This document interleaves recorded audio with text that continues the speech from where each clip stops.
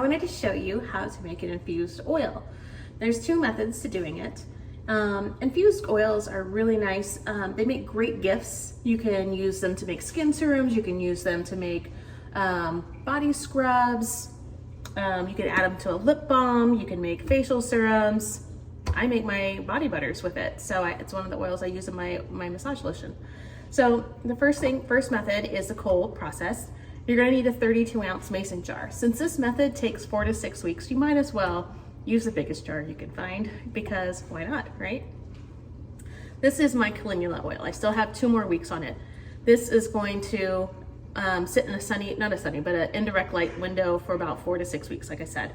So with this one, I clean the jar, obviously.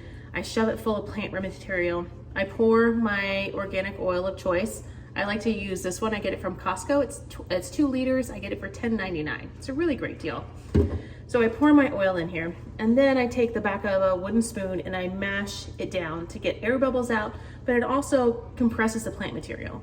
I can usually add more plant material on top of that, and I want to take it to where the plant material is just covered by the oil. I'll stick this in a window. I'll give it a little swirl, every few days, just to keep the oil moving around, make sure nothing gets yucky and moldy in here. But yeah, I love my calendula oil. I always have one of these jars in my laundry room window just for use. So I'm a massage therapist. I make all of my body butters myself, and this is one of the secret ingredients in my body butter. The other method is the Crockpot method. The Crockpot method is handy for when you need an infused oil now and you don't have 4 to 6 weeks to wait. So it's 2 weeks till Christmas right now. So if you need to make Christmas gifts, this is the method you're gonna do if you don't have a jar of this in your window.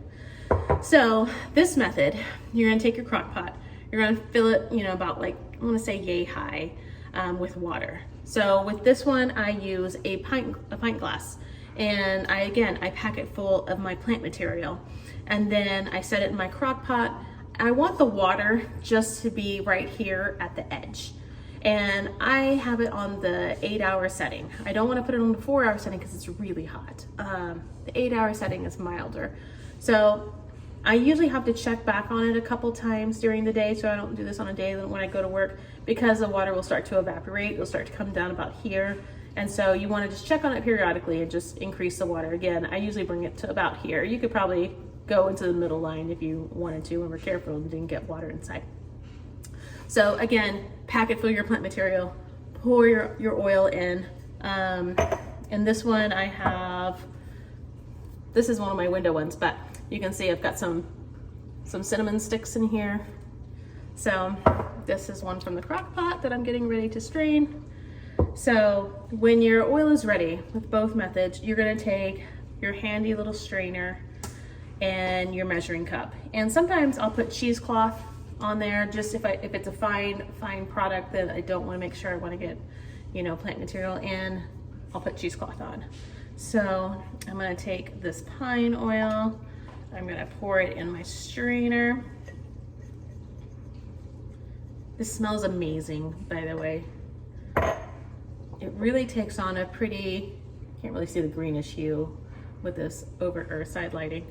But I'll let this sit in here for like an hour because there's oil all over the needles, and it'll keep dripping for a while.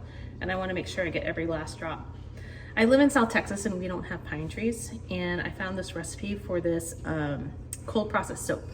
This winter soap I found on Pinterest, and it requires an infused pine oil. And I was like, where am I gonna get a pine tree in South Texas?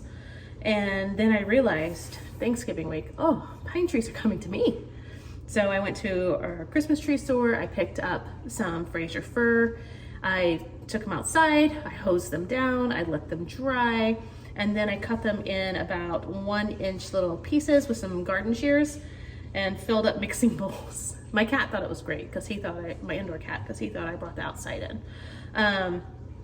But yeah, so mixing this with a couple sticks of cinnamon, it's amazing. It takes on a really nice piney and sweet smell. So I'm gonna make soap with it. And then I'm really excited about, instead of using my calendula in my massage lotion, I'm gonna try some of this in my massage lotion, and maybe it'll take on a really nice Christmassy smell. So that's how you make an infused oil. So have fun. Hope you come up with some cool crafts. Thanks.